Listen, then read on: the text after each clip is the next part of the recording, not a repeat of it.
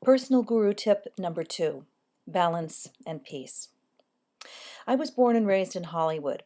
Both of my parents were in the movie business, and I grew up surrounded by the values of Hollywood, including excess in all its variant forms. Fortunately for me, my parents were also advanced thinkers. The family religion was metaphysics, and we regularly attended the Church of Religious Science and the Church of Divine Science, which counterbalanced the other influences in my life. Even so, various forms of excess, in particular emotional excess, dominated my life for decades.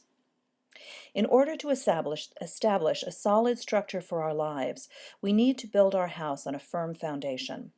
Excess in any form creates a platform constructed on quicksand. Whether the excess is in the area of substance, like alcohol or drugs, or the addiction to love, sex, or codependency, or whether it is the addiction to the highs and lows of emotional extremes, whatever we try to construct on such a foundation will inevitably collapse.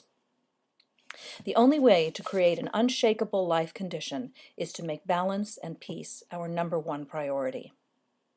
At a time in my life when I was bottoming out in a codependent relationship to an alcoholic and addict, with all the struggles such a relationship entails, I entered the apartment of a man I knew who did healing work. There was such a wonderful atmosphere in his home that I felt I never wanted to leave. My first words on entering his space were, "I want what you have here." "That's easy," he said. "I just make peace my priority." Well, I wouldn't say it was easy, but from that moment on, I began disciplining myself away from the grip of fear, anger, and sadness, and began making peace my priority. The first thing that happened was a positive transformation in the health of my children. The second was that I was gradually able to release the toxic relationship I was embroiled in. From that day to this, I have created an increasingly stable and solid life.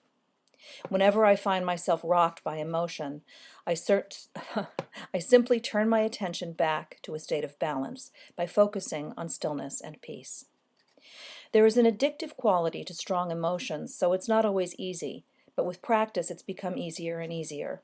I still love drama, but now I enjoy it between the covers of a book or on a movie screen, and I keep it well away from my daily life.